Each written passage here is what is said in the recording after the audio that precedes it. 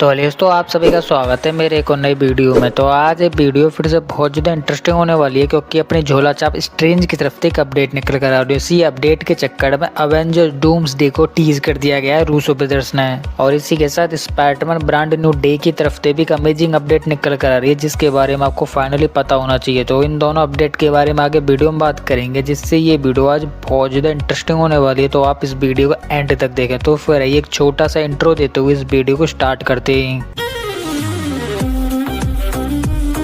तो सबसे पहले बात कर लेते हैं डॉक्टर स्ट्रेंज 3 की, जिससे ये कंफर्म हो गया कि डॉक्टर स्ट्रेंज 3 आने वाली है। बट अभी मार्वल इसके लिए किसी न्यू डायरेक्टर को ढूंढ रहा है जो कि मार्वल की तरफ से इस मूवी को बिगेस्ट बना सके। और इसी के साथ स्ट्रेंज की पहली मूवी डायरेक्ट की थी स्टॉक डायरेक्शन ने, और इसके बाद आई थी स्ट्रेंज की सेकंड मूवी जो कि स्ट्रेंज के साथ साथ वांडा मार्वल की सबसे अमेजिंग और सबसे आइकॉनिक मूवी थी जिसको डायरेक्ट किया था सैमी रेमी ने। और इसी के साथ ये वही डायरेक्टर है जिन्होंने इविल डेथ जैसी मूवीज को डायरेक्ट किया, और यही सेम स्ट्रेंज की हम सेकंड मूवी में देख सकते हैं जहां पर उन्होंने वांडा को इविल बना दिया और एक चुड़ैल कैरेक्टर में कन्वर्ट कर दिया था, जिससे ये पता चलता है कि इस मूवी में भी उन्होंने अपने सिग्नेचर आइकन को छोड़ा था। और इसी के साथ मेरे अकॉर्डिंग स्ट्रेंज की सेकंड मूवी मुझे ज़्यादा पसंद आई थी जिसका नाम था strange multiverse of the madness, जिससे ये एक ऐसी मूवी थी जो कि मार्वल के साथ साथ स्ट्रेंज वांडा और इसी के साथ इन सभी कैरेक्टर की एक पीक मूवी थी। और इन दोनों मूवीज के बाद स्ट्रेंज की तीसरी मूवी की अपडेट आ गई है, जिससे ये तो कन्फर्म है कि स्ट्रेंज की तीसरी मूवी आने वाली है। बट अभी मार्वल एक्चुअली में इस मूवी के लिए किसी बेहतरीन डायरेक्टर को ढूंढ रहा है। हाँ, ये भी कंफर्म है कि एक्चुअली में इसके हाफ स्क्रिप्ट कंप्लीट हो चुकी है।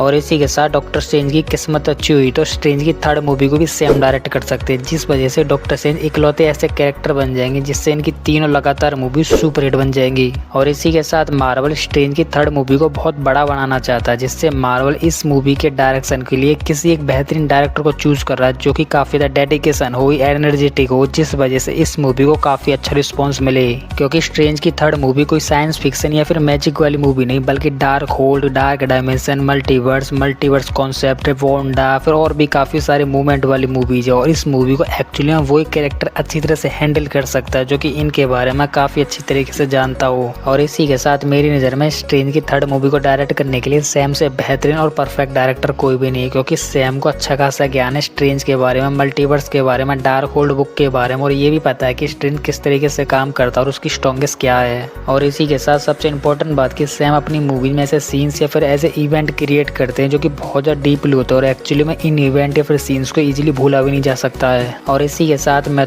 टोबी मैगवायर स्पाइडरमैन के इवेंट के बारे में बताऊँ तो जो कि सैम ने डायरेक्ट किया था, और एक्चुअली में ये सैम का ही आइडिया था। और ये इवेंट या फिर सीन निकल कर आता है जब टोबी मैगवायर वाले स्पाइडरमैन के साथ वेनम बॉन्ड बना लेता है, जिस वजह से टोबी मैगवायर की लाइफ, कैरेक्टर, सभी चीज़ें पूरी तरह से चेंज हो जाती हैं। और एक्चुअली में ये सोची हुई साजिश नहीं बल्कि एक्चुअली में एक यूनिक आइडिया था, जिस वजह से ये सारा कॉन्सेप्ट हमें देखने के लिए मिला। और इसी में एक और यूनिक आइडिया था जो कि सैम का ही था, और जिसमें स्पाइडरमैन अपने आप से वेनम को अलग कर देता है, जिसके बाद वेनम ना चाहते हुए स्पाइडरमैन को छोड़ के चला जाता है और वो एडी के साथ बॉन्ड बना लेता है। जिससे ये कुछ ऐसे सीन्स हैं जहाँ पर सैम ने अपने माइंड का इस्तेमाल करते हुए इन सीन्स को खुद से क्रिएट किया था। और एक्चुअली में इन्हीं सीन्स की वजह से हम सैम को एक परफेक्ट डायरेक्टर और एक आइकॉनिक डायरेक्टर मानते हैं। तो इसके बाद नेक्स्ट अपडेट के बारे में बात कर लेते हैं जो कि निकल कर आ रही है अवेंजर डूम्सडे की तरफ से, जिससे रूसो ब्रदर्स ने एक इमेज को पोस्ट करते हुए अवेंजर डूम्सडे को टीज किया है। जिससे इस पोस्ट इमेज को देखने के बाद हमारी समझ में ये तो आ रहा है कि ब्लैक बोर्ड पर एक्चुअली में कुछ मैथमेटिक या फिर साइंस फिक्स के कुछ सवाल लिखे हुए हैं। एक्चुअली में इस इमेज को देखने के बाद कुछ लोग अपने अपने आइडियाज लगा रहे हैं और बोल रहे हैं कि एक्चुअली में ये सारी चीजें बियॉन्डर से जुड़ी हुई हैं। तो जो भी लोग इस इमेज को देखने के बाद इस इमेज को एक्चुअली बियॉन्डर से कनेक्ट कर रहे हैं, तो मैं उन सभी को बता देता हूँ एक्चुअली में ये सारी चीजें बियॉन्डर से कनेक्ट नहीं हो रही हैं, क्योंकि तुम खुद इमेजिन करो कि बियॉन्डर कोई छोटे मोटा कैरेक्टर नहीं बल्कि बहुत बड़ा एंटिटी है। तो एक्चुअली वो इन दो मूवीज में कैसे एंट्री मार सकता है, क्योंकि मार्वल ने अब तक किसी भी मूवी में बियॉन्डर को लेकर ना तो कोई हिंट छोड़ी हो, ना ही बियॉन्डर के बारे में कोई ऐसी अपडेट निकल कर आ रही है कि मार्वल थे जिससे हमें पता चल सके कि एक्चुअली में आने वाले कुछ मूवीज में बियॉन्डर निकल कर आएगा।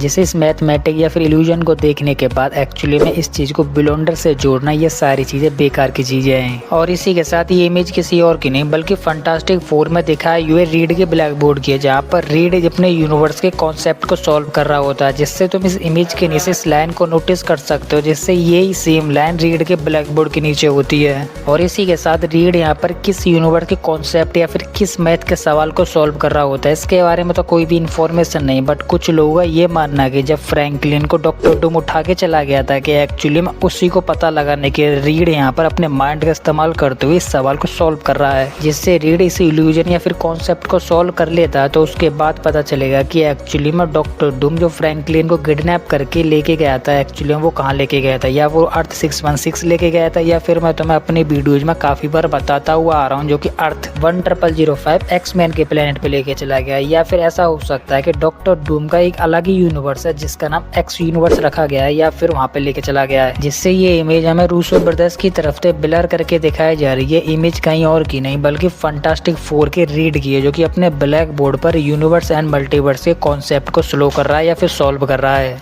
क्योंकि जब डॉक्टर डूम फंटास्टिक फोर के पोस्ट क्रेडिट सीन में फ्रैंकलिन को किडनैप करने आया था, तो एक्चुअली में उस बेस्टिक बिल्डिंग में फ्रैंकलिन और सू के अलावा कोई भी नहीं था, जिससे डॉक्टर डूम इजीली फ्रैंकलिन को किडनैप करके चला जाता है, जिससे यहाँ पर किसी को भी नहीं पता था कि डॉक्टर डूम फ्रैंकलिन को कहाँ लेके गया है, जिस वजह से एक्चुअली में जो रीड इल्यूजन्स को क्रिएट कर रहा है ब्लैक बोर्ड पर, एक्चुअली में वो हर यूनिवर्स के कुछ कोड्स है उनको सॉल्व करके ये पता लगाने की कोशिश कर रहा है कि इजीली डॉक्टर डूम किस तरीके से आया, किस तरीके से गायब होगा और इजीली वो कहाँ जा सकता है। और ये इमेज इनडायरेक्टली ब्लर करके इजीली इंडिकेट कर रही है रीड की तरफ, जिससे हम सबको पता है कि एक्चुअली में इमेज कहाँ की, और एक्चुअली में इसे रूसो ब्रदर्स इमेज को क्लियर करके पोस्ट कर देते तो ये जिससे ये मूवी अपडेट नहीं बल्कि मूवी स्पॉयलर्स हो जाता और ये सारी चीज़ें खराब हो जाती। तो इसके बाद नेक्स्ट इंपॉर्टेंट अपडेट के बारे में बात कर लेते हैं, जो कि निकल कर आ रही है स्पाइडरमैन की तरफ से, जिससे टॉम हॉलैंड ने अब ये बोला है कि एक्चुअली में वो स्पाइडरमैन के साथ जस्टिस करना चाहते हैं, और इसी वजह से वो स्पाइडरमैन ब्रांड न्यू डे के एक्टिव भी ब्रांड में इन्वॉल्व हैं। एक्चुअली मैं तुम्हें इस चीज़ को सिंपल भाषा में समझाऊं तो Robert Downey junior Avengers doomsday में डूम का कैरेक्टर प्ले करने के लिए तैयार है, और ये सब चीज़ हम सबको पता है। एक्चुअली में इसी चीज़ को बोला जाता है एक्टिव प्ले, और यहाँ पर ये चीज़ निकल कर आ रही है कि रॉबर्ट डाउनी जूनियर डूम के कैरेक्टर में कुछ चीजें अपने आप से ऐड करेंगे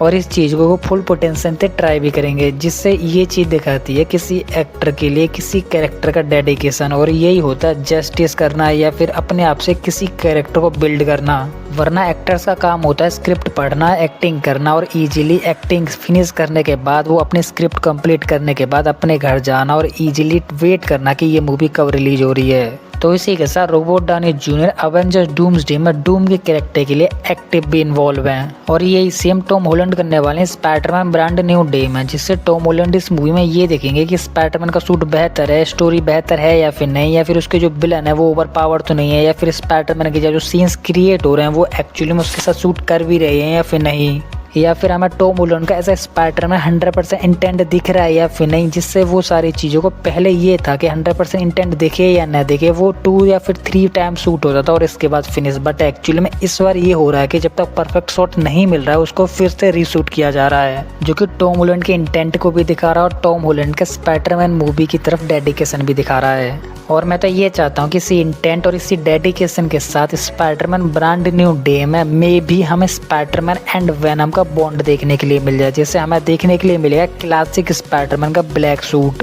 बट अभी स्पाइडरमैन और वेनम के बॉन्ड के ऊपर कोई अपडेट नहीं निकल कर आ रही, तो एक्चुअली में इसके ऊपर अभी कुछ बोल भी नहीं सकते, जिससे डेडिकेशन और इंटेंट का नाम सुनने के बाद मेरे दिमाग में एंड्रू स्पाइडरमैन का नाम आ गया, जहाँ पर एंड्रू ने जितने भी स्पाइडरमैन के स्विंगिंग सीन्स का इस्तेमाल किया था, जो कि आज के टाइम में स्पाइडरमैन के सबसे परफेक्ट स्विंगिंग सीन्स हैं वो है एंड्रू के, तो वो सारे के सारे डेडिकेशन के साथ थे। और एंड्रू स्पाइडरमैन के स्विंगिंग सीन्स को इतनी बार रीशूट किया गया था कि एक्चुअली में जब तक परफेक्ट शूट नहीं मिला था, और वो इतने शूट थे कि एक्चुअली में शायद आप सोच भी नहीं सकते हो। और मैं यहाँ पर एंड्रू के स्विंगिंग सीन्स की ही नहीं बल्कि उसके हर सीन्स की बात कर रहा हूँ, जहाँ पर उसके हर सीन में उसकी डेडिकेशन और हमें सारी चीजें वो पॉजिटिव चीजें देखने के लिए मिली थी, जो कि वो स्पाइडरमैन से लविंग करता है। और एंड्रू के स्पाइडरमैन को लेकर डेडिकेशन और उसकी तरफ अटैचमेंट की सारी चीजें निकल कर आई थी टोबी मैगवायर के स्पाइडरमैन के साथ, जिससे हम सबको पता है कि टोबी मैगवायर फर्स्ट स्पाइडरमैन था, जिससे इसका तोड़ आज तक किसी भी स्पाइडरमैन के पास नहीं है। और इसी के साथ हम एंड्रू स्पाइडरमैन के